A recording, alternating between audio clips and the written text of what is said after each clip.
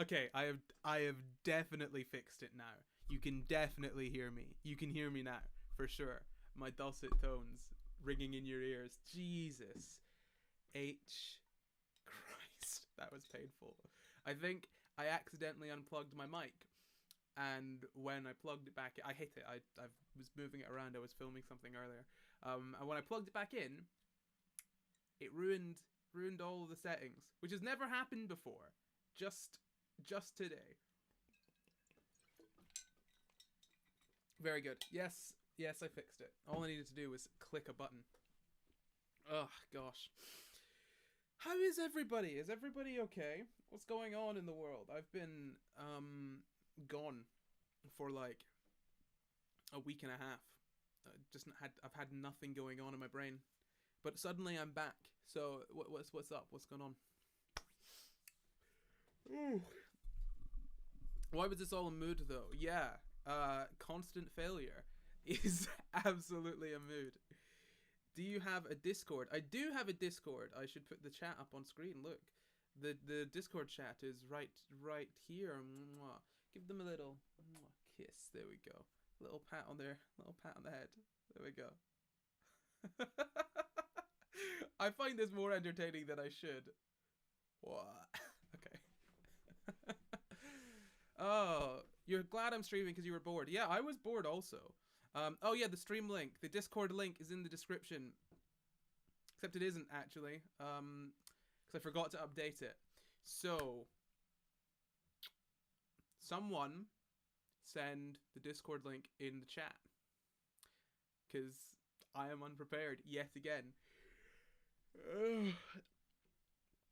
God, the Boris stuff has been so annoying. Oh yeah, the Boris stuff. What is the whole Boris thing? What is going on with Boris? I heard that his phone number has been public for a long time, and that means there's no cronyism or something. When I look into it, Boris Johnson phone number. Let's have a look. What else should I do on stream other than read the news? What is more exciting than reading the news? I don't think there's anything more exciting than reading the news. Let's see. Ooh, gosh. I am really tired. Like, honestly, I was feeling great. I was, like, wired all day, working, all day. And then I turned on the stream, and suddenly I'm needing a nap. Yeah, actually. Yeah, what is this? Because I have been, like I said, I've been indisposed this past week, so I've actually not even... I've seen the news, but I have no idea what is actually going on in the news with Boris. The thing is, right, do you know when you kind of disengage from the news for a bit and, like, you maybe take, like, a week or a couple of days off, and all you see that lets you know what's going on is memes. It's just memes. So, like, from memes, I've gathered that this Boris's house. There's been jokes about Boris's house. There's been jokes about Boris's phone number. And that's mostly it. So I know there's something going on with his house and his phone number. Oh, God. Oh, and if you want the Discord link, it is in the chat, but you have to go on the live chat, not the top chat. Otherwise, it won't show up. But yeah, what have I been working on? I've been working on a few things, which I can't actually remember right now. None of them from my channel, actually. Well, no, I have actually been working on... Let's see if it's out yet. When is it coming out? One thing that I've been working on that you should check out after this stream, definitely, is something for my friend Rowan's channel. We did a bit of a collab, like it's old school YouTube. Sorry, I'm just messing with my mic. Yeah, we did a little bit of a collaboration. What's going on in the Discord chat? Exams in uni. Yeah, I don't need to do exams anymore. I'm an adult. Jesus, this is taking a long time to load. What is going on? I doubt the video is up. Anyway, I made a video on Rowan Ellis's channel. It's Hey Rowan Ellis. You should watch that when it's out tonight. In fact, if it's out at some point, then I'll if it's out while I'm on stream, then we'll maybe watch the first couple minutes of it. But probably not, because I don't think my internet can take that, to be perfectly honest. Oh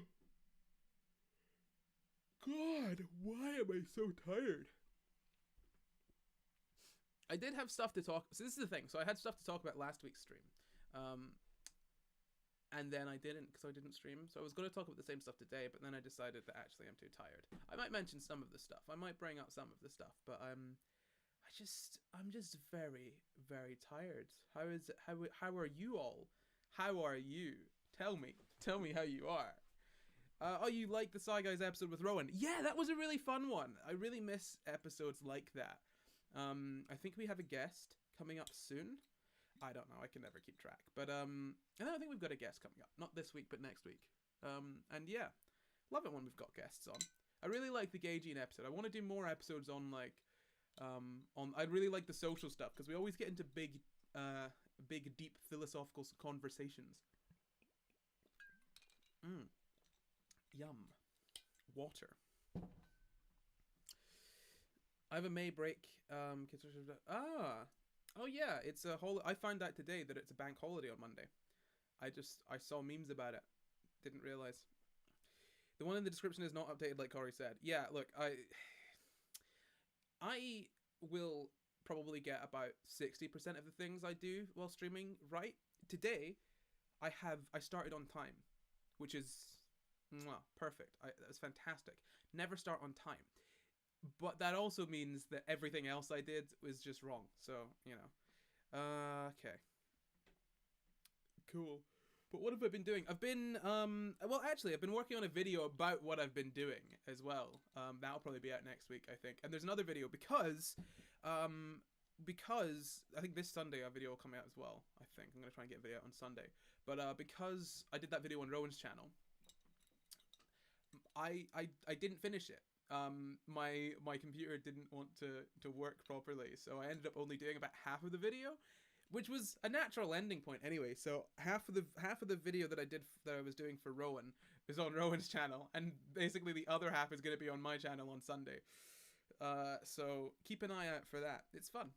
Honestly, discovering Psy Guys was the best thing that happened to me this year. Oh, thank you very much. There's still 8 months to go though, so something better. Imagine if something better happens. Imagine if you stumble on an even better podcast. Send it my way. That'd be good. But yeah, no, thank you very much. I love doing Psy Guys. I feel like I've not done it for ages. We took some time off, but back at it again on Tuesday. Love a bit of Psy Guys. Oh, I've also been doing Snapchat. I've been making videos on Snapchat. You should definitely go and watch those because I make them every week. I haven't done for the past 2 weeks because of reasons, but I make them other than that every week. I do a lot of stuff. I just very rarely post to my YouTube channel, which is why I wanted to stream here. But I don't know. That didn't really. It's not that much, to be honest. Oh my god, I cannot stop yawning. Okay, let's talk about something. Have you guys seen? We could talk about the Falcon and Winter Soldier, I think. Do we want to talk about the Falcon and Winter Soldier? Has anyone seen the Falcon and Winter Soldier? It's from Marvel. Have you guys heard of Marvel? It's this little film company. Like this indie production house. Anyone seen it?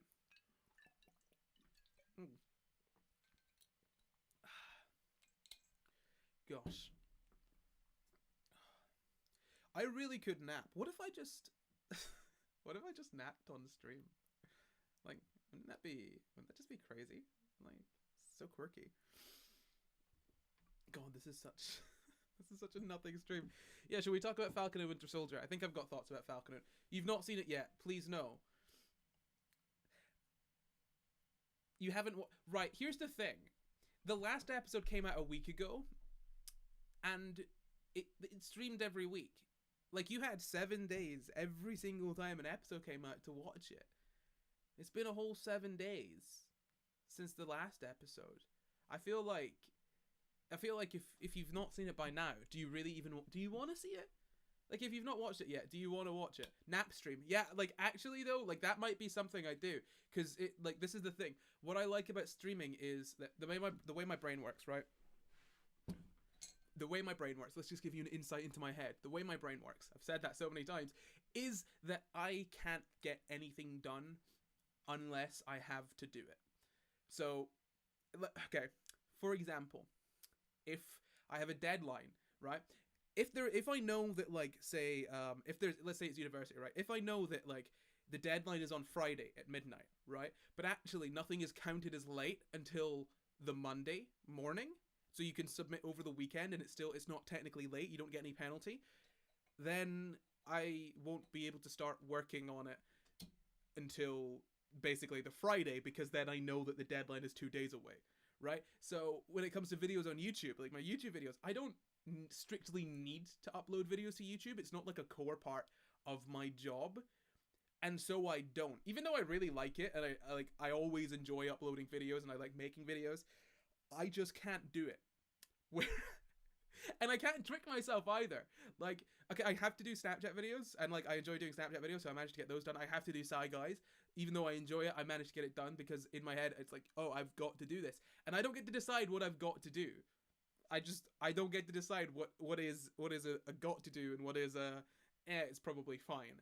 Usually what happens is I end up not doing something by accident, and then realize it's fine, at which point I will then just continue to not do that thing. I have actually completely forgotten. No, that was it. So, one reason that I really like streaming is that in my head right now, it's still an, oh, I've got to do this. It's still pretty strong in that got to do area. So, if I want to get something done, I can just do it on stream, and then it's like I can't like, you know, procrastinate from it, because it becomes a got to do, which is like why I stream, essentially, to make myself do things or think about things that I would probably procrastinate otherwise. So it'd be great, because if I don't sleep enough often, like I didn't sleep enough last night, it'd be great to do a little napping stream, and then I could get in my 8 hours. How have so few of you seen the Falcon and... No, sorry. How have so few of you seen the Falcon and Winter Soldier? That is not okay. I'm genuinely... I feel uncomfortable. I feel like I don't know any of you anymore. I didn't know any of you to begin with, but I really feel betrayed right now. I really feel betrayed right now. I wish I could be more like that. I still don't know how to relax. This is the thing, right? I'm not relaxed. I'm not relaxed. I'm stressed out all the time, because I'm not doing the things that I need to do. Because, like, okay, right, while in my head, right, this is the thing. In my head, there's the need to do's, and then there's the, it's fine if I don't do's. That doesn't mean that, like, oh, it's fine if I don't do's aren't things I need to do, right? Like, okay, so like I said, I don't strictly need to upload YouTube videos, but, like, I still need to upload YouTube videos. Like, in the long run, I've got to do that, and I enjoy doing it. So it's not like, oh, I can relax because I don't need to do it. I'm stressed out all the time, because while I want to make a YouTube video, I physically can't. I just can't make myself do it because I don't need to do it. It's like, it's not a relaxing thing at all. I'm very stressed. Oh, God. Watched Agents of S.H.I.E.L.D. needed a break from kind of trashy Marvel stuff. Gonna watch it in a few months. That is... Right, here's the thing. If you watched Agents of S.H.I.E.L.D. and you're like, oh, I need a break from crappy Marvel stuff, then watch The Falcon and Winter Soldier. They're not the same thing. They are not at all the same thing, right? Like, that's like comparing, it's like comparing, what is it? It's like comparing the Flash TV show to, like, Batman v Superman. They're very different. It's not that drastic, obviously, but The Falcon and Winter Soldier is, like, it's pretty good. Okay, it's not, I've got some problems with it. I've got some problems here and there, but it's pretty good, you know? It's not bad. It's very different from Agents of S.H.I.E.L.D., which I enjoyed back when it came out. But Agents of S.H.I.E.L.D. is, like, is very much what it says in that, right, okay.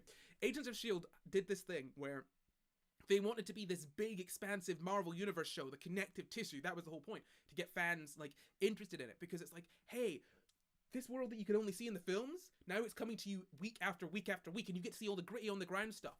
But as happens with TV shows, they constantly needed to up it and up it and up it and up it until the last season, which I've not seen it, by the way. I've not seen the last season of Agents of S.H.I.E.L.D. But, like, from what I know of it, it just got so ridiculous. Because like the first season was like, okay, kind of grounded, but then you've got characters like ending up on stranded on another planet, just stranded there, and then they survive. That's their thing. And one of them has brain damage because they almost drowned and then they died and then they didn't die. And then you also find out that the reason that Coulson has survived is because they injected him with Kree blood. It's just like it got too big for its own boots, to the point that it could not link back. You could not link Agents of S.H.I.E.L.D. back to the mainstream Marvel Cinematic Universe without it breaking it. It would just break the universe because they were ridiculous. It's like with the Defenders, right? Which was awful, by the way. Absolutely awful. Didn't need to be that bad. Just horrible. The Defenders cannot link to the mainstream Marvel Cinematic Universe because why did none of the Avengers notice a big hole under New York? Like, that was a thing. There was gonna be a dragon coming out of this big hole they were digging. Like, did Doctor Strange not, like, he lives in New York, like a few blocks away from Hell's Kitchen. Do you not think Doctor Strange was doing this like hoo magic thing, and he was like, oh, I've noticed with my magic, there's a giant gaping hole with a dragon in it under New York. I guess that's fine. This blind guy, this punchy man, unbreakable skin guy, and a depressed alcoholic will solve the problem. I can just leave it. Like, come on. Right? Like, you're telling me the Iron Man, who also, like, has buildings in New York, just isn't paying attention to a giant fucking hole being dug underneath it? No, come on. Right? That's the issue, right? When they started shipping Marvel stuff out to different sort of places, so it was still obviously all under the Marvel banner, but when they shifted, say, Agents of S.H.I.E.L.D., that was out onto ABC, they maybe had a little bit, like, there was like not control issues, but it was very difficult to get it to align with the mainstream Marvel universe, because it's got to be a weekly sort of network show, right? And when you ship it off to Netflix and you've got people being more creative, which is great, don't get me wrong. Daredevil, that show, fantastic. Jessica Jones, first season, brilliant. Luke Cage, I got through it. It was pretty good. Iron Fist, let's not talk about that. But when they started shipping out all of these bloody characters to different places, they just got too disparate to join back into each other. The Falcon and Winter Soldier and the WandaVision show are so different from that because they have the money to be movies. They have they are funded. It's like they're budgeted like movies, more or less. Like, if you were to take a clip from WandaVision, right, and put it up against an MCU movie, you wouldn't be able to tell the difference based on how it looks. You know what I mean? They're cohesive in that sense. So yeah, like, not watching Falcon and Winter Soldier because Agents of S.H.I.E.L.D. is just you're marveled out from Agents of S.H.I.E.L.D. is just like that's like watching Tobey Maguire Spider-Man and being like, oof, no MCU for me, thank you. No. But yeah, now that like, I think they should do a better Agents of S.H.I.E.L.D. like a better version of Agents of S.H.I.E.L.D. with like Jimmy Woo and stuff, right? That crew. Just get a bunch of like S.H.I.E.L.D. agents or whatever and do that as like a Disney Plus show. Like, Disney Plus is terrible and brilliant because obviously Disney owning every single property under the sun is a bad idea, but it does benefit me because I like Marvel. So but no, like, all of the Marvel stuff being under all of the Marvel shows being able to go to Disney Plus is pretty solid because, like, essentially you do have this cohesive universe. Don't get me wrong, I like seeing other different stuff. I don't want to stop seeing sort of different takes on the Marvel stuff. But it is unfortunate when those different takes have to be sort of in the mainstream Marvel universe, like, where people want them to be. You know, like Agents of S.H.I.E.L.D. Like, sure, Agents of S.H.I.E.L.D. links to the movies, but the movies do not link to Agents of S.H.I.E.L.D. The Runaways, this is the thing, right? Like, I think how they should do it is all of the canonical stuff for the Marvel Cinematic Universe should be on Disney Plus, and then also Loki, like, you know, that sort of stuff. And if they want to do something absolutely wild, that should also be on Disney Plus. But because they've introduced us to multiverses now, it doesn't matter. You can do whatever. Disney learned from Agents of S.H.I.E.L.D. and Peggy Carter series for their new stuff for sure. This is the thing. Peggy Carter, I think, learned from Agents of S.H.I.E.L.D. because Peggy Carter was, like, Agent Carter was pretty solid, right? And Agent Carter was one of the only other Disney, like, Marvel properties, right? One of the only other sort of MCU properties outside the movies that links back to the films because they included a character. Jarvis, up until Avengers Endgame, had not appeared in any of the MCU films. When I say Jarvis, I mean the original Butler, living Jarvis, not the one that turned into Vision. Jarvis, Howard Stark's butler, was only in Agent Carter and then showed up in Avengers Endgame. So Agent Carter is essentially probably canon. And like the Agent Carter was decent, I guess. The thing with Agent Carter is that it's happening in the past.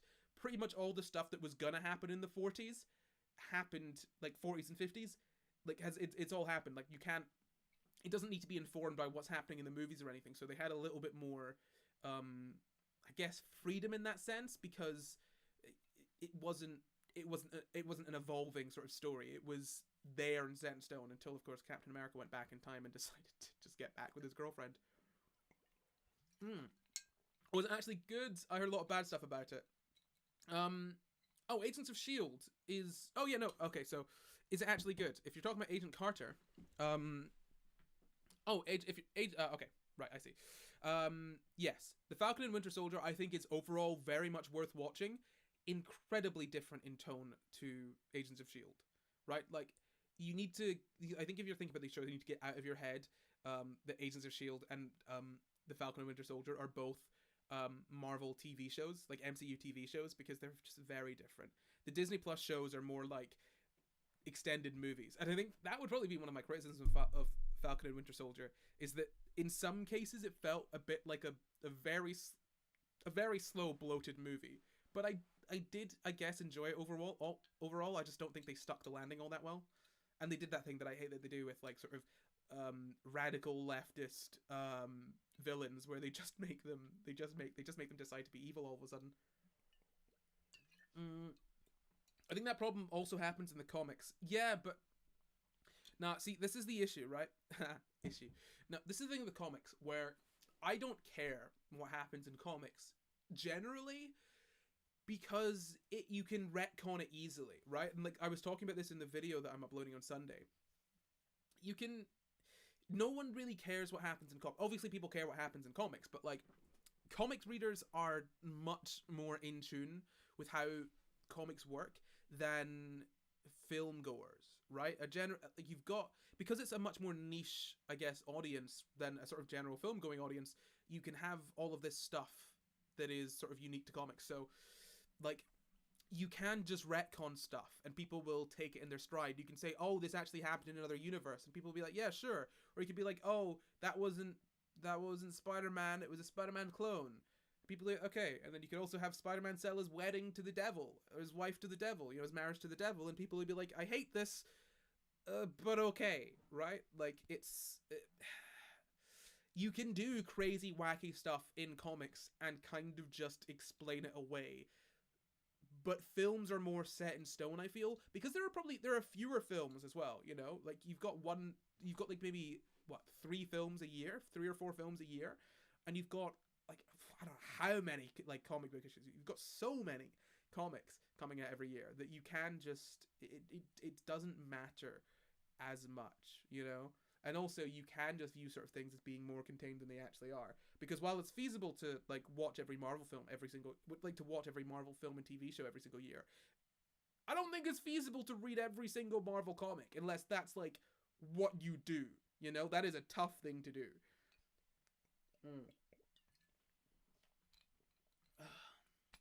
What's going on? Fitzsimmons? Marvel is... yeah. I have no idea what's happening in the Discord chat. I've actually lost track, so that's good to know. Okay, I think I'm done. How long did I spent a long time talking about Marvel stuff. Oh, gosh. If you get me started, I do not stop. Cool. Oh, dear. Well, actually, Rowan's video is premiering. Let's see if it's probably up. I won't watch the whole thing because I don't want to steal views from her. But let's see. Let's see if it's let's see how it looks. Let's see what's going on. Would definitely recommend going to watch that video from Rowan's channel after this. Actually, do you know what? Give me a little second. I actually need to post on social media about this video that's just gone out. So so give me a sec. I'll be back in a wee minute.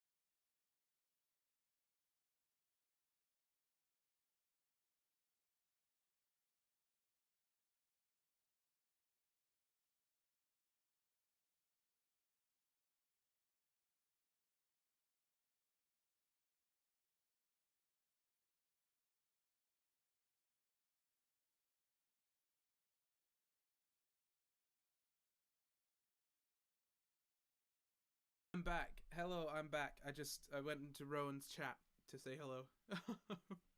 But yeah. Oh yeah, I forgot to mention. People in my Discord, they have a book club which you should check out. It's fun, I think. I keep an eye on it. I don't message, but I'm watching, lurking, waiting. There is look, I have got very little energy for streaming today, but oh, I think that's okay. I've got some stuff I can talk about, and I'll maybe just chat about it. I was going to talk about the Falcon and the Winter Soldier, but all of you have not seen it. No, so do I even want to talk about this? Oh, there's a petition. What's this petition about? Petition to make non-binary a legally recognized gender identity in the UK. You mean other is not enough? No, I'm joking. That is very good. Yes. Oh, God. Dear me. Thinking about the UK and handling any issues remotely relating to trans people is it's a tough thought to get through the day. Dear me, my leg is so itchy. Yeah. What I had something I was going to talk about today, but I really don't know what it is. I think I'm going to end this maybe about 8:30ish. So if you guys want to ask questions or have a chat, by all means go ahead. But I think I'm going to leave what I was going to talk about to another time, maybe. Or will I? You can't put in a random UK postcode to the petitions. They will. It's not helpful to lie on those. I think they check with your email address or something. Obviously, they don't check that you've got an actual address, but yeah, I don't necessarily think it's helpful to artificially inflate a petition. But yeah, Declan McKenna did a live concert. When was that? What's that? Oh yeah, the book club. They're reading Shade Between Shades of Grey, which any book that has the phrase shades of grey in it, yeah, that's that takes my mind someplace else. No, okay, so what I wanted to talk about today, which I'll touch on briefly, I guess, is just debates. It's actually in the title of this video, probably. You could see that. It's debates versus video essays. Do you guys watch any debate YouTubers? I can't imagine any of you do. Do you? Does anyone? Or are you more like video essay people? Oh. So you just mention video essays and I get bored.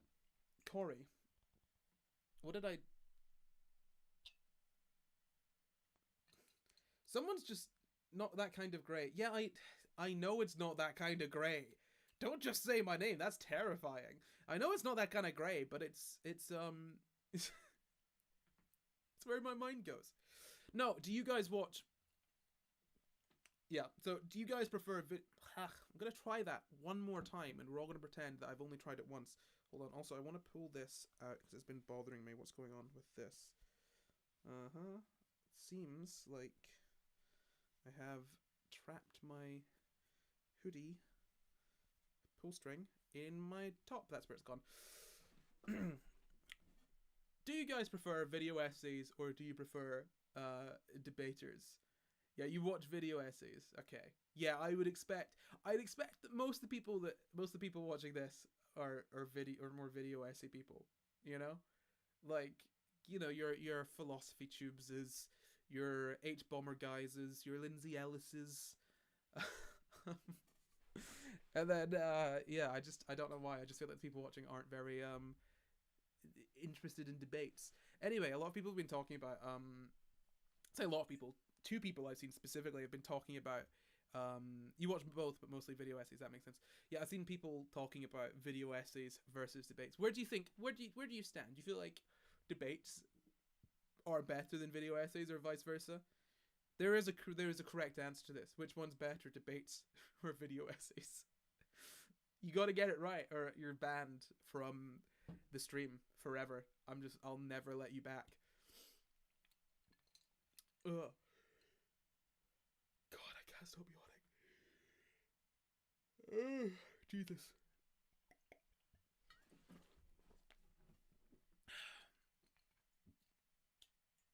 Yeah, I think video essays. I'm not sure what classifies as what. Yeah, actually, you know what? That's a decent point. The right answer, by the way, is I'm sub to Vosh, and I'm not sure I should be. No, the right answer is neither of them. They're just slightly different mediums. No, that's a good point. Not sure what classifies as a video essay. I think that's a difficult one, but I mean, I think most people, I feel like that's coming from nowhere. I think there are some people that see a long video and think, oh, that's a video essay. I disagree. I feel like a video essay is... I mean, look, it's hard to make a long video that isn't a video essay, but a video essay is probably... it kind of has to have a point, if that makes sense. You know, there's like there's a thesis that you're trying to get across, much like you would do in a written essay. But yeah, there's a thesis you try to get across. I think the structure of it, I think what defines a video essay is really just its structure. Like, you can have a really short video essay, you can have a really long video essay, but the idea is that you've got a kind of thesis that you get across through sort of the standard, like, oh, example, explanation, whatever. You learned it in school. Also, good debate beats a video essay. People shouting babble at each other is not good. I think debates are good for varying opinions, but video essays are cool too. Look, this is the thing. I don't think one is necessarily better than the other. I think they're useful for different things, right? Like, a video essay is not right. Video essays are good for absolute losers and nerds like me that are willing to listen to someone sit and talk about a video game for 3 hours even though they've not played it. Now, it's good for people who already kind of agree with you, usually, right? Like, this is even if you like were to use a very liberal use of the term video essay, right? And say that video I did like almost a year ago now about She Who Will Not Be Named, you call that a video essay, right? Like, it's not really for convincing people that disagree with you. It's very, very hard, I think, to convince people that disagree with you in a video essay format. You've really got to like use a video essay is really for convincing people who are either kind of on the fence or are already kind of like soft to your ideas anyway. You know, they're kind of already a little bit turned on to them. A debate, on the other hand, is a very different beast. And I think sometimes very dangerous. So this is the thing about debates, right? Like, a debate is never for the two people debating. That is, you are never trying to convince your, at least from what I've seen, right? Like an online debate, you're never trying to convince your opponent. Like, if it's got an audience, that's who it's for. Otherwise, there wouldn't be an audience. It would all be done in private, right? So, like, I mean, I debate with a couple of my friends. Like, we have, like, very spirited discussions about stuff. Even about things that we don't... even about things that we don't, like, necessarily agree on. Like, I remember one time... I won't tell you who the friend is, because they'd probably not want to be named in this story. But we really enjoyed the process. We really enjoyed the process of, like, talking through something and, like, getting to the core of why things are the way they are, right? So, like, for example, Jesus,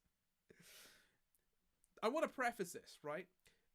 Incest is not good. That's an awful, awful way to start a sentence, but I need to preface this whole thing with, like, I am not for incest. I'm not saying that you should be for incest. This was just a thought experiment almost, right? So we had a conversation, right? And we were talking about, like, oh, why certain things are bad. And we were like, oh, well, like, why is incest bad? Like, we know that it's like, it's something that we should avoid as a group of people, and we don't want to engage in it. Neither of us want to engage in that, right? We have no interest in it whatsoever. But it is interesting to understand, like, what it is that makes it so bad, right? And so we went through the whole thing. Like, obviously it's like having, like, you know, the genetic thing of, like, having kids that are more prone to certain genetic abnormalities and whatnot, right? Like, there's that obvious one. But then if you use that logic, then that means that say infertile or gay siblings could do incest, but it still feels weird, right?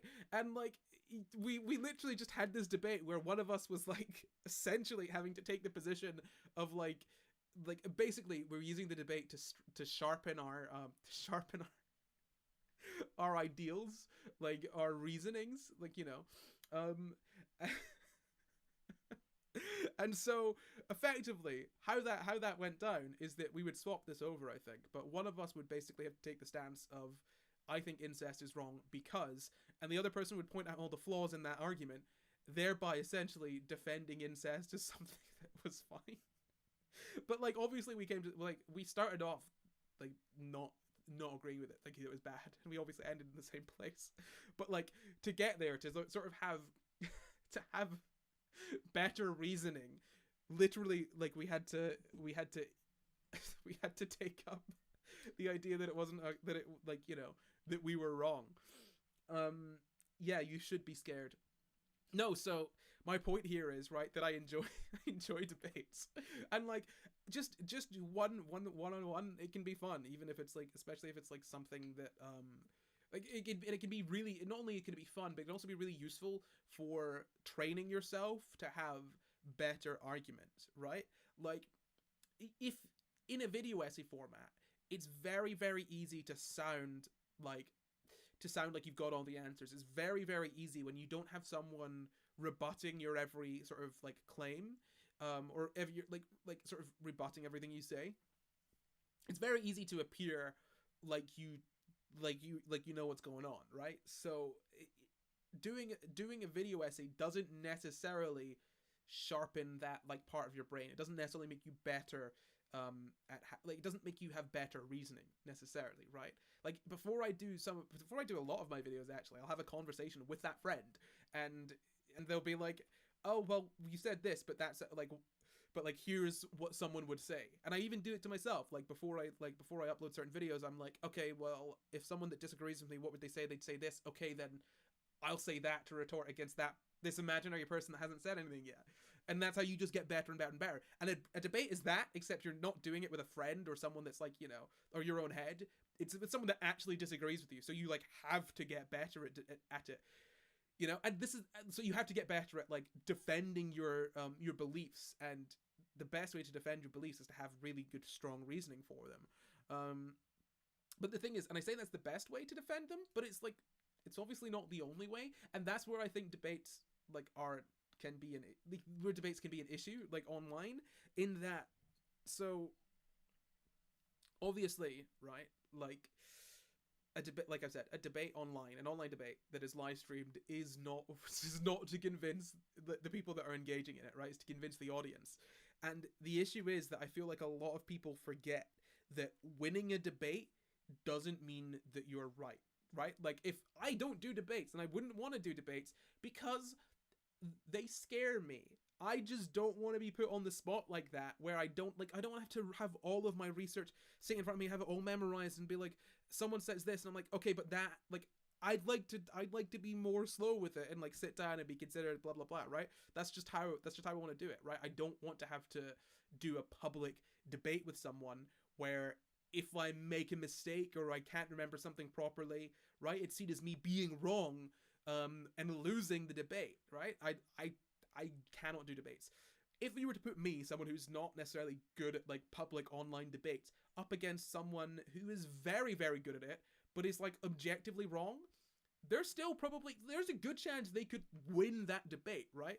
You know, like, I think the issue with online debates is how we view them, in that like a lot of people think that winning a debate is like almost tantamount to being right, which is just not necessarily the case. And also, I mean, in that respect, right? Like, I feel like with debates, there's also more of an aspect of like, because it's kind of a two-person thing, right? Like you can kind of, there's more of a sort of sense of using someone to sort of push yourself up, right? Like if there's someone that is, say, like a white supremacist, like a very well-known white supremacist, you're like, oh, this person is like a well-known person. If I go and dunk on them in a debate, that'll like push me up, right? That'll get me more attention. And like, obviously, that, like, I'm not saying it's bad to want attention online. That's like literally my job. But there is that aspect. Whereas with a video essay, it's you do have a similar thing, but it's slightly less the case, you know, right? It's like you don't necessarily need to go for who's like, you don't need to go for who is the biggest person all the time. It's because like, you know, they're not coming onto your channel. Usually you'd be like sort of reacting to something of theirs, so it has slightly less potential to get your sort of face out there, because they're not actually appearing in your content. You're just kind of taking theirs, right? So there is that kind of aspect of debates where it's maybe a little bit easier to fall into a sort of thing of like going for big names to debate with so that you can push yourself up. And the issue with that, I think, is that, again, debates are about the audience. And if you do that, if you bring in someone that is like a well-known white supremacist, for example, right? And you fuck up and you don't necessarily do as well as you think you do, and you like potentially even like say lose the debate, right? That is then, you then expose your audience to like a white supremacist who has made good points against, who has made seemingly good points against you, right? Like, that's the issue, I think, right? That like, I feel like personally, right, video essays to me in my head just seem like the safe option. Fucking a debate is going onto the battlefield, be like, yeah, cool, right? A video essay is much more reserved, right? And that's why I prefer it, because like I don't want to deal with the stress. But like this, yeah, I don't think either one is better than the other, but I feel like debates have an incredible ability to do fantastic good, right? Because you're not just getting essentially like you're not just getting all of the information that you would in a sort of video essay. That's what video essays tend to do. They give you, here's all of the information, here's all of this. This is why we're right, you know? Like about whatever, whether it's about politics or whether it's about like this is why this game is good. It gives you all of the information, right? But a debate is like more bombastic, it's dynamic, right? In that it's someone pivoting and like it's like someone being on their feet, making those arguments on the fly, against someone who actually disagrees with them, which is much more akin to what you're going to experience in real life. Like I can rattle off all of the stats and facts and figures that I want, right? And be like, well, actually, if you look like people, if they don't care, they don't care, right? If you've got actual people that are like in your real life that are actually like, you know, harassing you or whatever, or saying this and that, a debate is going to set you up to be better equipped to deal with those people than a video essay is. Because a video essay, sure, it gives you all the information. A debate shows you how to use that information to effectively shut down someone else with the opposite opinion. That is the power of debates. That's what's great about debates. They can do incredible good, but they can also do like a lot of harm if you fuck up, right? And I feel like sometimes with people that do debates online, they recognize that they're like, we can do so, like, I'm making changes, we like, you know, like have an effect on so many people, until they fuck up, and then it's like, ooh, well, it's fine, it's not that big a deal. Yeah, right, like, whatever. I don't think either one is better. I enjoy both, to be perfectly honest. Why not both? Although I get, like, not enjoying debates because they can be so abrasive. It's just not everyone's cup of tea. But like, you know, they are useful, so long as they're done well. Had my professor decimate flat Earth by sitting on a couch in shorts and flip flops. What? Like, I need to hear more about this.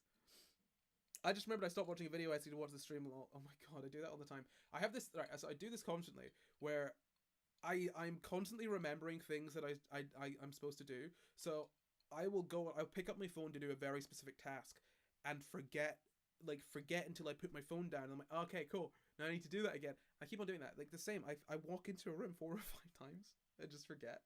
Like so often, I'll open my phone and there will be a video pause, and I'm like, oh yeah, I went on my laptop to watch this thing really quickly, and then I got distracted. But yeah, no, I mean, like, look, this is the thing. If you are a kind of person who is like, oh, video essays are better than debates, or oh, debates are better than video essays, shut up, no one cares. Come on, it's fucking YouTube, man. Like, yes, it does matter. Yes, it can change things. It can change people's lives. Blah blah blah. But like, fucking hell, stop arguing, man. Or stop antagonizing people or being antagonized. It's just silly. I do think this though. Like, I think a lot of the sort of political, like, I mean, I guess on the left, like the political sort of side of YouTube and Twitter and the internet, like right now, the sort of leftist spaces or like left-leaning spaces, so much of it is just petty bullshit, right? Like, I mean, fucking hell, right? Like, so many people will just, like, will get offended or not, or fall out with other people, and instead of it just being a personal thing, it becomes like, oh, this person's, like, I dislike this person because their ideals are awful and all of that shit. Like, God, I just don't care that much, right? And I'm not gonna lie, to be perfectly honest, when I was talking about bringing on a white supremacist and kind of fucking up, there was a specific person that did that recently, right? There was. And I think it was a pretty fucking dumb thing to do, to be perfectly honest. I'm not going to say who it was because it's not necessary. I think they know that they fucked up. But, like, it was an example from recently. I don't think it's... My audio is super low? Is it? How about now? I'm sorry. Is my audio super low? Because no one else has said that. Oh well. But yeah, no, look, this is the thing. I was talking, like there is someone who, like, so that example I used earlier, that happened recently. I'm not going to say who it is because it's not really worth it.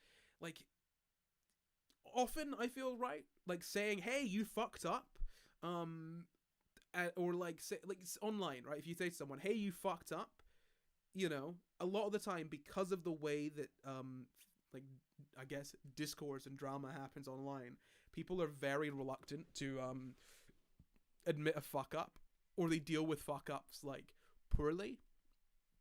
So even if I was to sit and say, hey, this person, like, fucked up recently, and I think they're aware of it, and if they don't do it again, that's probably fine, but this is where they went wrong.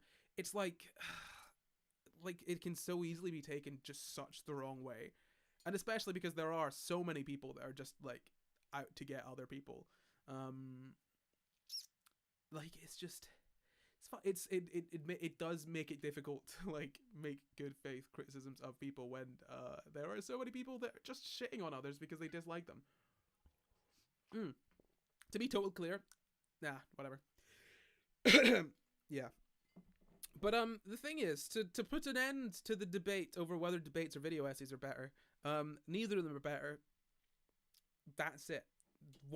They are different things with somewhat overlapping goals in some cases. It's all making videos on the internet. It's really not worth having an argument over. Who cares? Debates are good if you're able to cope with a high pressure situation. We have a debate club in our school and it's great to join in, but there are many people who are really smart and great at making points, but the idea of a debate being one-on-one and having to challenge someone's beliefs and unprepared can be very daunting and anxiety inducing, which causes them to make mistakes. Yeah, right? Like, I'll absolutely debate this friend that I've got, right? I love doing that. So much fun. I've got had a few friends throughout my life that we've just had really fun debates about, like, either nothing or massive topics, right? Because we enjoy it, and it gives us, it makes us better at understanding why we think what we think, better at defending what we think. But yeah, like, it's not the same as going into a debate, like, underprepared, because, like, you can't do anything about that, you know? If you go in underprepared, you're there underprepared, and you just gotta take it and fucking lose. And I think that is the issue that I have with debates. Like, they can be really great, but the whole sort of, like, winning, losing being tied to the idea of being correct and not correct is, it's not great, right? Like, it's, the skill element of debating seems to be taken out of it often.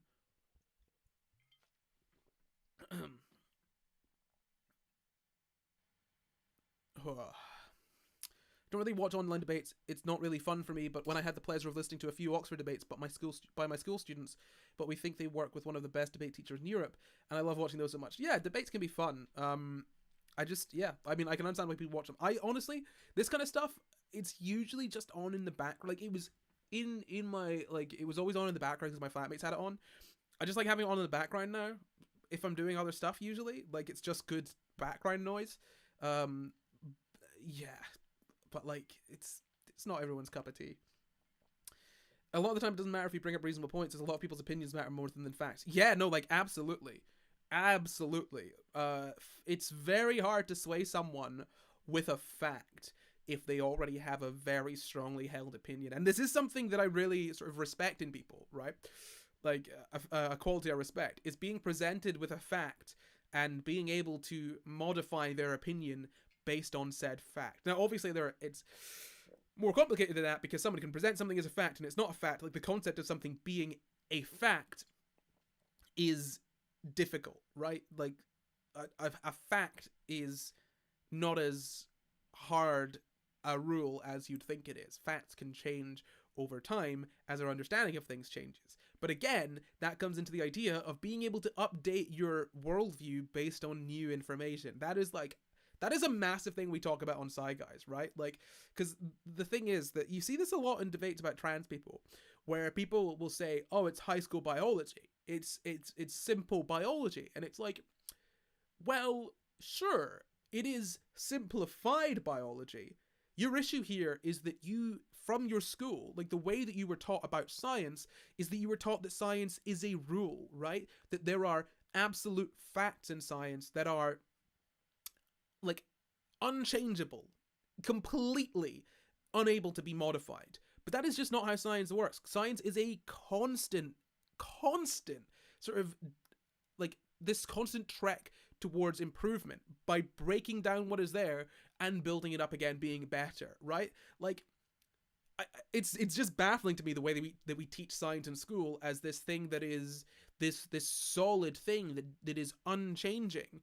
And like the way we view it in school is almost like people are searching for knowledge and they're finding it and adding it to the big pile of like true knowledge that we absolutely know is true, when actually it's more like it's like jamming a puzzle. Like, a lot of the time it's like you jam a puzzle piece in the wrong place and it looks like it fits, right? It's not a great puzzle, it's difficult to tell, it's like, oh, that looks like it fits, but then you find another piece that fits much better and you have to take that piece that you jammed in out and replace it with the new piece. Like, facts are not forever, right? You know, like, as we understand more, facts change, and I feel like a lot of issues people have is not being able to run with that, not being able to accept that what you think is true might not be true. What you were taught in high school biology might have not been exactly how the world works, because you were a high school student and they're not going to teach you the intricacies of biology in its infinite complexities, right? They're not going to teach that to you. They're just going to simplify it.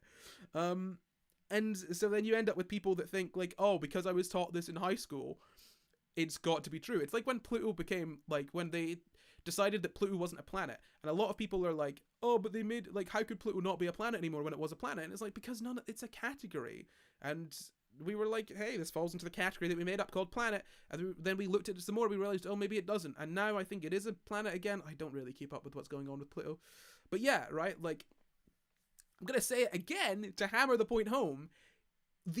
One of the most sort of valuable traits that a person can have is the ability to admit when they have done something wrong and modify their behavior and move forwards. Whether that's, like, you know, sort of like admitting that they believed something that was wrong, admitting that a fact that they thought was true was wrong, admitting that you've done something wrong. This ability to be like, oh, and like it comes down to, at its simplest core, like, sort of, it's at its core, it's essentially being able to be presented with a fact that is contrary to your opinion, and then modifying your opinion rather than ignoring the fact, because you will be surprised how many people will just ignore facts to favor their opinion. Like, that is, people are very good at doing that. That is like, we are pros at just ignoring things that are true so that we can just believe what we want to believe.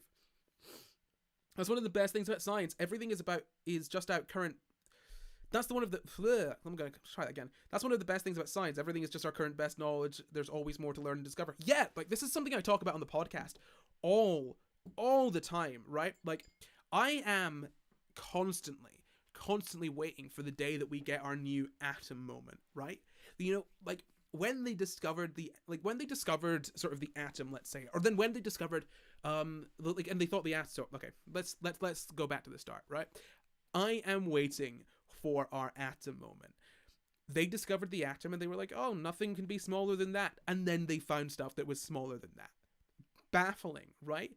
Oh, everything revolves around the Earth? No, it actually, the Earth actually revolves around the sun, so do all of those planets.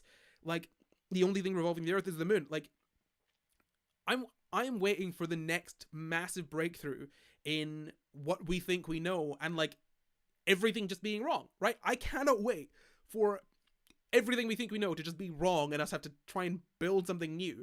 Quantum mechanics might be the route to that, right? Like, that is something that is really interesting to me, because it's this area where we are constantly on this precipice, on the verge of realizing that we made some mistake down the line, and now we've got a better idea what's actually going on. And I cannot wait for that, right? Because it can open up so many more avenues, like just for human. It'd be so cool. I really want to be alive for that, right? I really want to be alive for that. That'd be so cool. Like, we find out that actually electricity doesn't work in the way that we thought it would. In the way that we thought it does, it just appears to work in that way. Something like that, right? It would be absolutely incredible to live through that period. What's going on? Yeah, I totally agree with the basic biology thing. I find it weird, normally people who only have a basic knowledge on something don't dominate the conversation. Yeah, a lot of the time people with only basic knowledge of biology dominate the conversation on trans rights, even though they don't fully understand. Yeah, right, this is the thing. Like, we did a video on the podcast, and in it, I was basically went into, I think it was a live show clip. I basically went into how sex isn't as binary as people think, right? And people were mad. People were like really mad about it. People were saying like, "Oh, but you're so wrong about this. That's so unscientific." And I'm like, "But it's not unscientific. This is what the scientists are saying." I literally found a paper that showed what I was like, that was evidence of what I was pointing out. Like this is the thing. Whenever the thing is that the categories are great, right?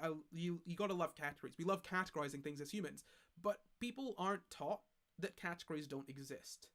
Like, one of the things I always say, like I always bring up, like on the podcast, is say chairs, right? You know what a chair is, right? If I'm saying to you, picture a chair, you know what a chair is. But if I ask you to define a chair in a way that includes all chairs but doesn't include anything that is not a chair, that is more or less impossible to do, because the category of chair doesn't actually exist. There is no intrinsic chairness in the universe. A chair is just a thing we call the things that we think are chairs, right? Like, you can sit on it. It's a chair. And we call the city things chairs.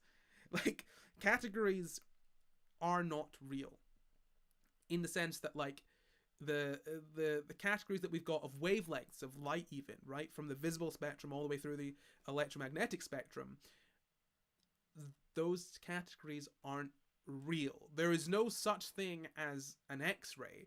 We just call the things that, like, this bundle of wavelengths that have roughly similar properties, X-rays. It's not like there's a hard and fast divide between, like, X-rays and gamma rays, right? It's not like you go from an X-ray and you suddenly hit gamma ray and it's like, whoa, wow, suddenly it's like, no, there's a little bit of a leeway in the middle there, right? Same with like colors. It's not like those are all categories, right?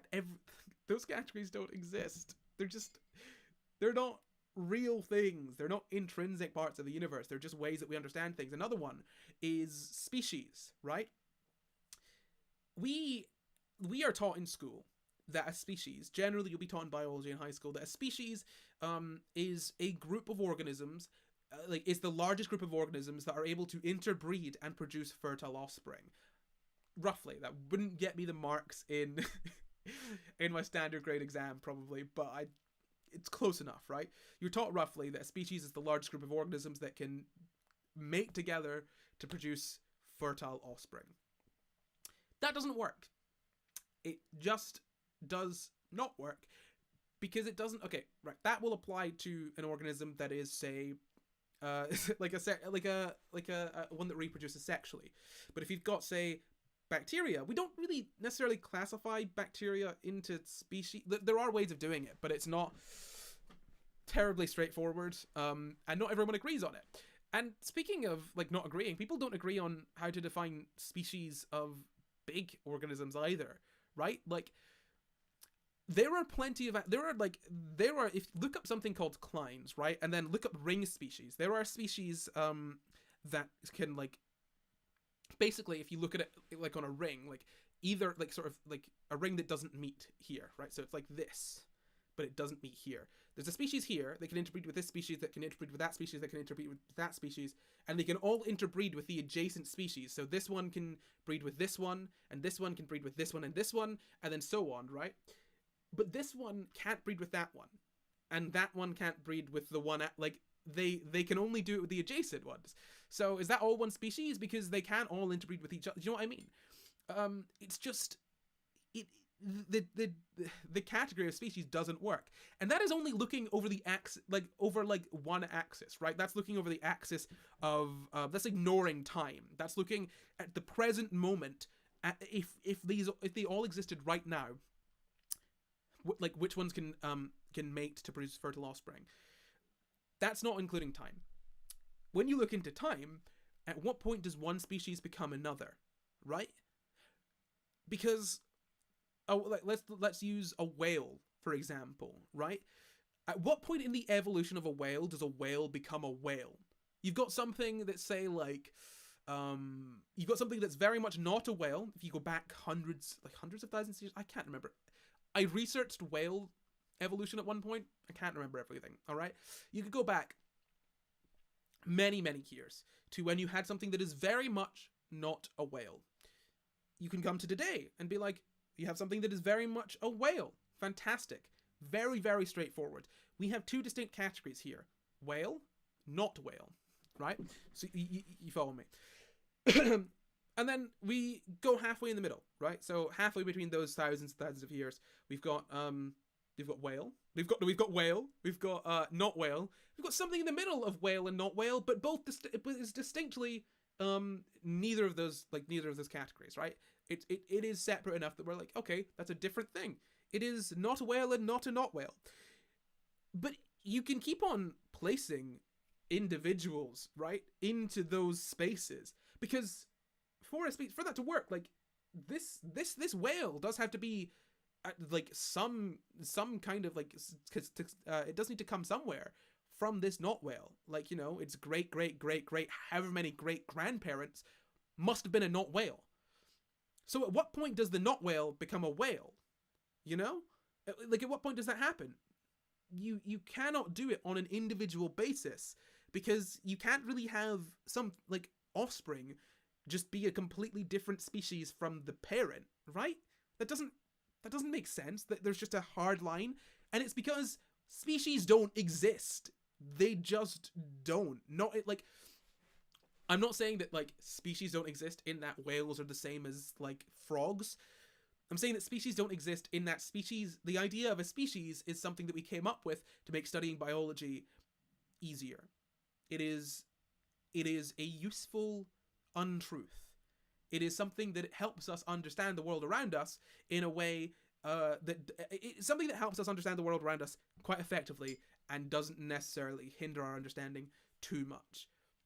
The issue is that, you know, if you've got someone that is a biologist that studies this, they'll be fully aware that a species is a comfortable lie we tell ourselves, is something that we, like, species are an idea to make, to basically make dealing with it easier, because otherwise all you're left with is, like, individuals.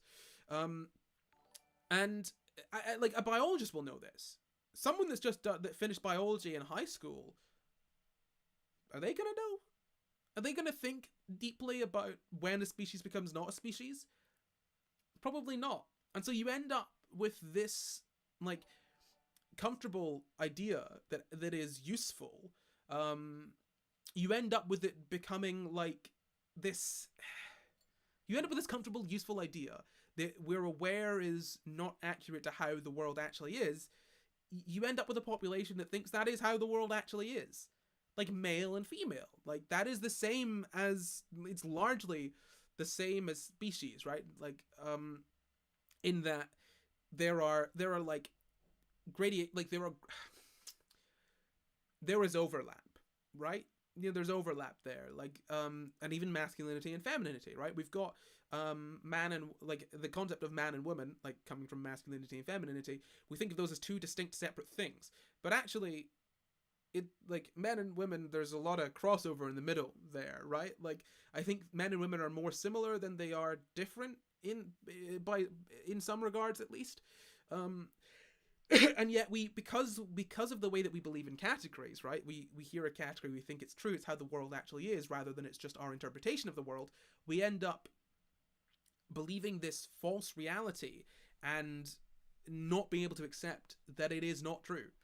And it is so interesting and baffling to me. Like, categories are forever fascinating to me, and I love finding, like, it is very difficult to find a category that is real, right? Like, it's very difficult to find something that is like the categories we make in science, the way that we categorize things, as being real, absolutely distinct, discrete groups. It's very difficult to do that. Most things are continuous rather than discrete, and it's incredibly interesting, very interesting to me.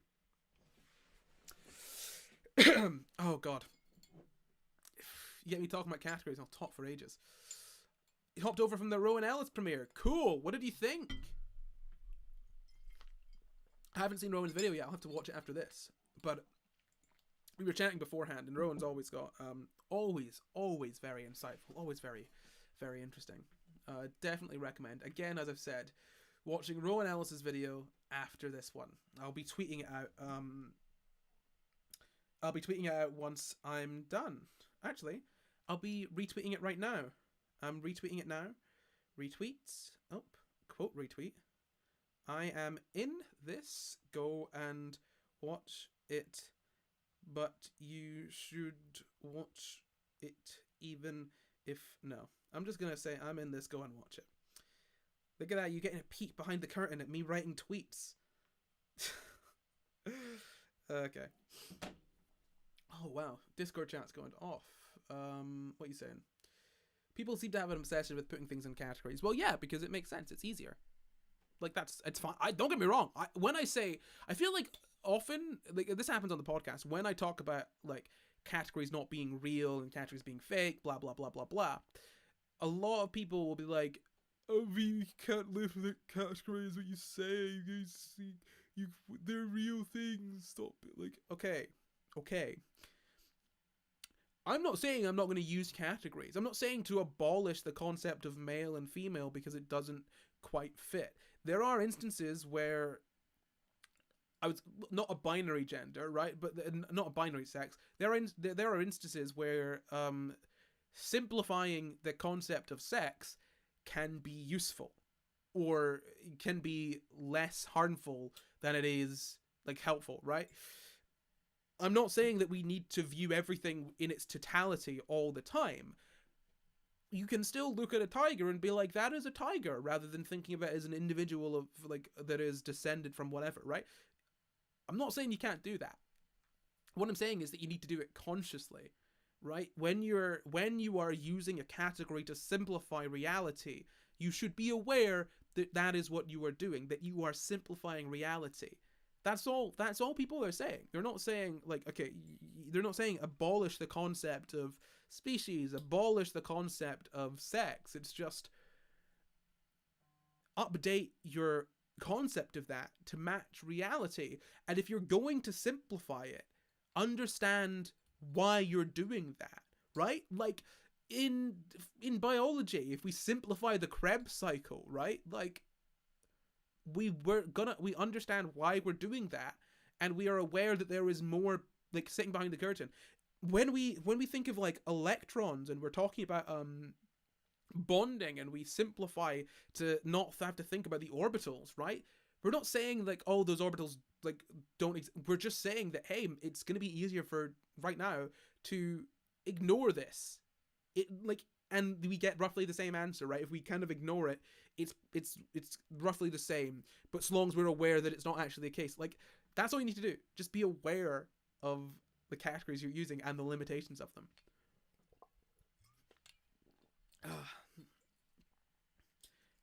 What's going on? So true. I feel like it would be really beneficial to learn this in school. We'd still have the problem because it's human nature to need to categorize, and it comforts people. But yeah, look, I'm not saying that people shouldn't categorize, like, and I get that it's human nature to categorize stuff. I just think that a lot of school focuses, I think that a lot of subjects in school tend to focus in on problematic areas to an extent, by which I mean sciences. A lot of school is set up such that you're trying to attain a grade. And so science, instead of becoming about understanding how to, like, sort of understand science, it becomes packing in all the knowledge in your head so that you can answer the questions. And if you had, like, biology, chemistry, and physics, and then a fourth science that was like history of science, or like understanding or philosophy of science, like, or some combination of those three, I think that would genuinely, I think genuinely that would benefit people more than doing all of the sciences, right? Like if you were to drop physics and do like the sort of understanding philosophy, history of science, that could probably be more beneficial, because like some people genuinely don't really need to, like, you can go about your daily life in so many parts of the world, in so many areas of the world, in like so many different lifestyles. You can absolutely get through your life without really understanding how lots of science works. It's not integral to living in this, like, in the world. It's just not.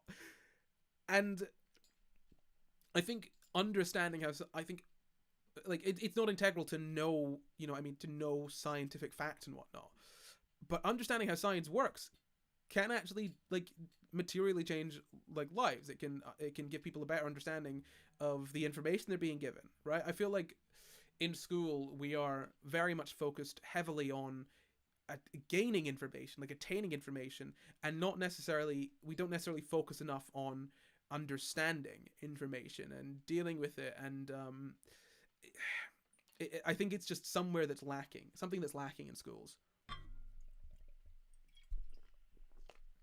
Because you have people thinking that they don't like learning, and then they go to YouTube and they find a science podcast called Sci Guys, and they're like, hey, wow, I actually like learning about science. You will not believe how many messages we get from people saying, hey, I thought I hated science because I hated it in school, or I'm in school and I hate science, but I really like this podcast because it's fun. And like, yes, okay, we mess about on the podcast a lot, but also, like, we don't just tell you scientific facts and say remember them. We're like, hey, here's an interesting thing. Hey, this is how this works. And like, we're like, hey, this is how to approach this topic, you know? And here's how to, like, try to, like, get a better idea of how things work even if you don't necessarily understand them, right? Like,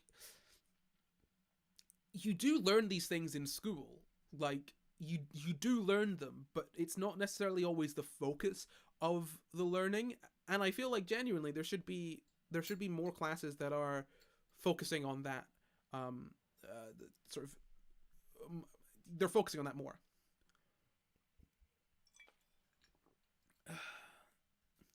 Absolutely, in school they teach us to remember and recite, not learn and understand. Yeah, I mean, look, I feel like they do teach you to learn and understand in school.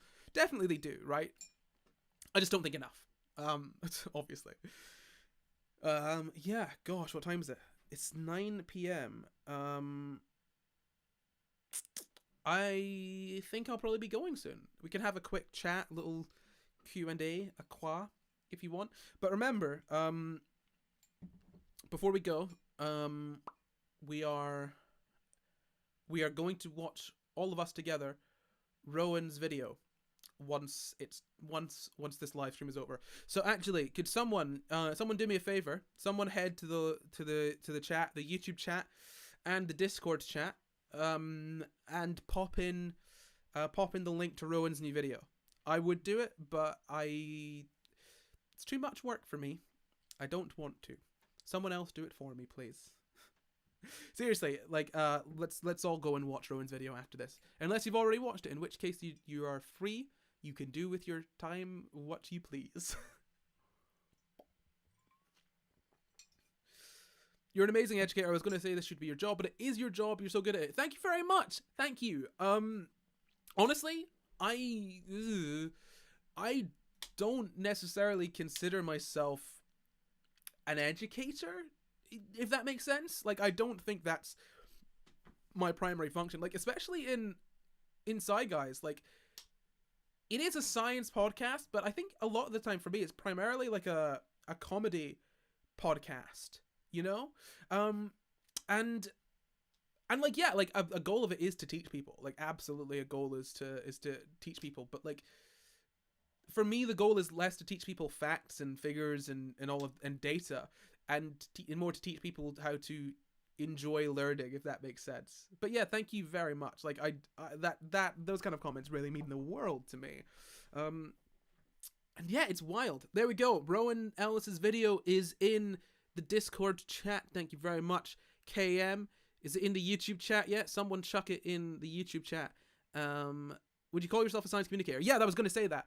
I guess to an extent, I'm a science communicator. I do science communication work. Yeah. I wouldn't say I'm brilliant at it. I could definitely be better. It's a constant strive to improve. But yeah, no, I guess I do some science communication. Yeah, it's fun and I enjoy it. There are definitely people. This is the thing, right? When it comes to science communication, it is something that terrifies me. Because there are people, right, that so let's say Hank Green, for example, who's been doing science communication work on the internet for, I mean, I would say quite a long time. Back when I was in high school, like, and not the end of high school, like, back at this, like, when I was starting high school, Hank Green was doing science communication on the internet, and on YouTube, actually, specifically as well. So, and he's still doing it, right? And so he's got like over a decade of experience at that. And you see people like, say, Tom Scott as well, and all these other people have got loads and loads and loads and loads of experience doing it. And they, like, obviously, if they've made their mistakes, they've made them like a long time ago. But there is a very high bar on the internet, right? And when it comes to science communication, and I almost want to distance myself from the idea of being a science communicator, because I don't necessarily want to have to be held to that standard, because it's like, you see people like only JS, like, you see people like them, and it's like they peddle pseudoscience a lot, right? Because it's clickable, it's like it's crunchy, you know, you can dig your teeth into it, and I don't want to do that. But also, like, I don't want to make a mistake, because it's just like, if you make a mistake, people will believe you. Like, I've done this thing a couple times where I've just tweeted something that is blatantly untrue as a joke, and people were like, haha, yeah, like, oh wow, I didn't know that. And I'm like, I need to delete this tweet now, you know? But yeah, no, like, I think, like, if you're viewed as almost a science communicator, people will believe what you say, and that's a lot of responsibility to bear. And yeah, it it bloody scares me sometimes, especially seeing so many other people that have got so much experience and are so good at it, but obviously, like, constantly improving. I think it's one of those things where, like, I'm not scared of making mistakes necessarily in my life. I just feel like this is one of those things where if you make a mistake, it can actually have consequences, and it's not good. So you really want to try and not make mistakes. But yeah, science communicator. I guess I do that. I do that sometimes. That's what I tell my parents I do, at least. If you go to get a science degree for 3 years and then end up making videos online, you've got to describe yourself as a science communicator. Otherwise, oh. Yeah, okay.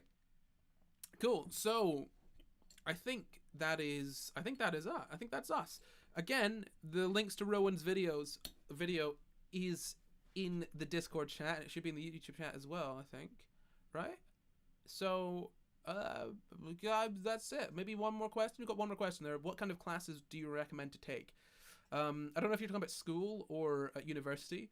I think university in the US is a bit different from in the UK, but I would say definitely take a language. Absolutely. And take something fun. Take something that you enjoy doing, right? Try and not... It is not necessarily, I don't think it's necessarily worth it doing something that you are not going to enjoy just because you think it's going to get you a job that will pay you well, because you're going to not enjoy that job. Like, try and find the right balance between enjoyable and interesting to you and also useful. And if you ever get the option to take, if you ever get the option to take, classes that are outside of your degree, do that. Do it. Like, 100% do it, because it is so beneficial to be to have this sort of like breadth of knowledge alongside that sort of depth. But yeah, again, thank you all